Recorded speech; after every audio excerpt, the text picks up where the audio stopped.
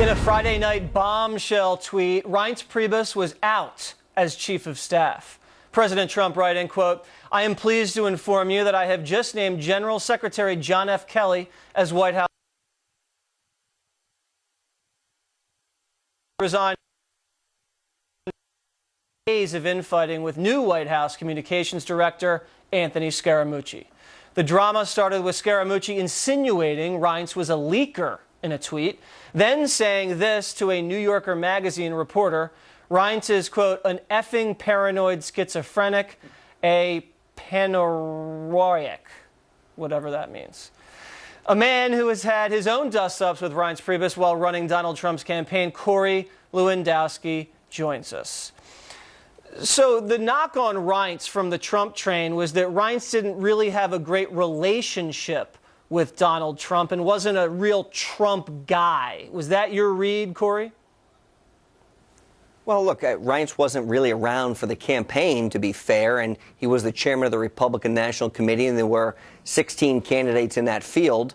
You know, Donald Trump obviously devastated and destroyed all of them. We know that. But it wasn't until the very end, after the convention, where we started to see the help from the RNC. And look, I think there were some people, for better or worse, never thought that Reince Priebus was on the train from the beginning, and that's okay.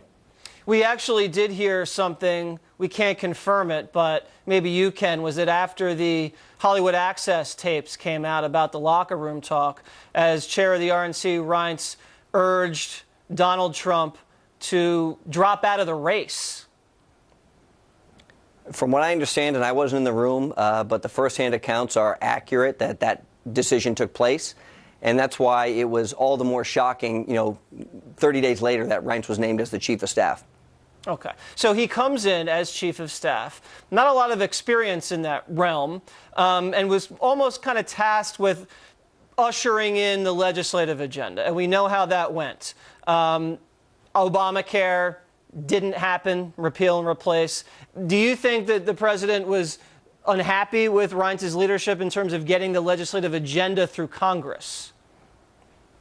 Well, clearly the president was unhappy and is unhappy, because you have to look at all of the effort that the administration put forth to get the repeal and replace done. It is a campaign promise the president made, and he fell one vote short in the U.S. Senate. And it doesn't seem to be any recourse. And if we can't get repeal and replace done, are we going to get taxes done? I hope so. I think the president's going to get that done. Are we going to get immigration reform done? And what I mean by that is we're going to build the wall on the southern border. Are we going to get transportation and infrastructure spending done? These are the hallmarks of the Trump campaign. And look, Jesse, here's what I know. Yeah. From what I heard, it's time for the palace intrigue stories to end. Reince is no longer there. General Kelly is officially going to be announced on Monday at the cabinet meeting as the next chief of staff, even though the president uses his Twitter to notify everybody. I think 38 million people on Twitter found out quickly. But, it's very important. The palace intrigue stops, and anybody, and I've said this many, many times, if they are not on the president's agenda, his legislative agenda and his political agenda, then they should not be in the administration. And I think what you're going to find with General Kelly is a person who is serious about leaks and stopping them. Well, that's a person probably who is serious about having good morale. Reince might have been ushered out because allegedly he was one of the leakers. Is that what you're hearing?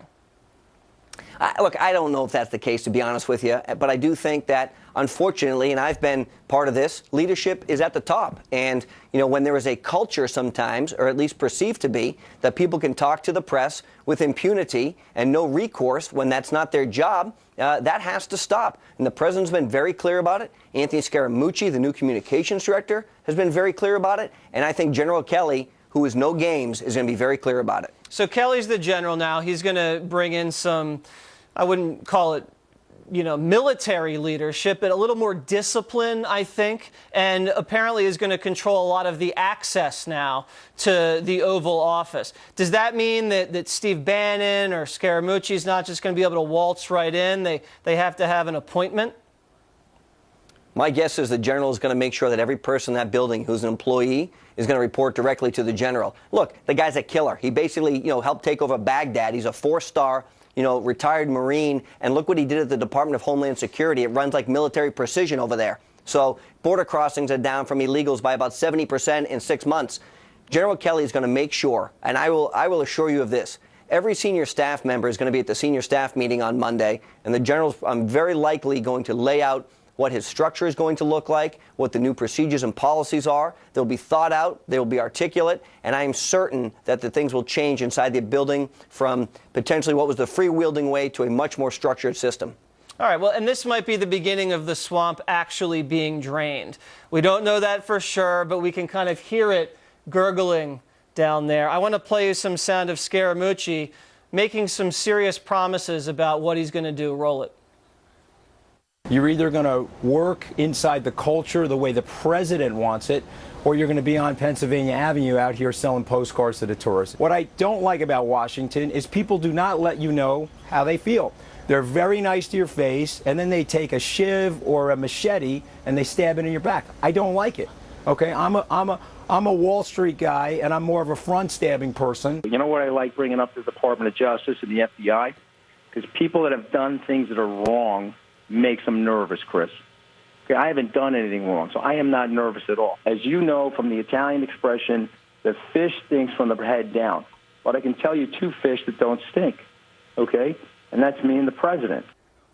So I think correlation between someone like Kelly and someone like Scaramucci, they're front stabbers, to use his phrase. They're direct.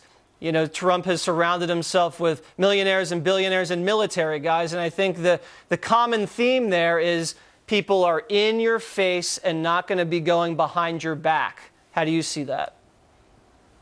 I can tell you, as you know, Jesse, when I ran the campaign, I have been criticized many, many times for having that exact same type of personality. Where if I don't like you, I just tell you, baby. I can't believe they say something like that about you.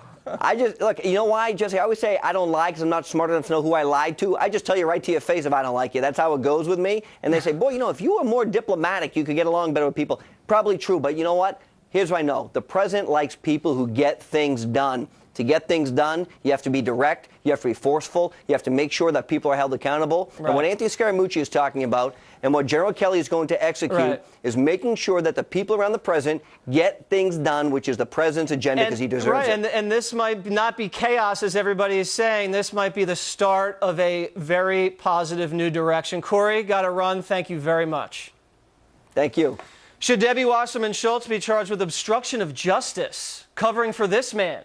Details on this new scandal. Plus, teenagers taping people dying. What's behind the sickening new trend? Get out the water, you gonna die! Look at that gator coming towards you, man! Buddy, we not finna help y'all.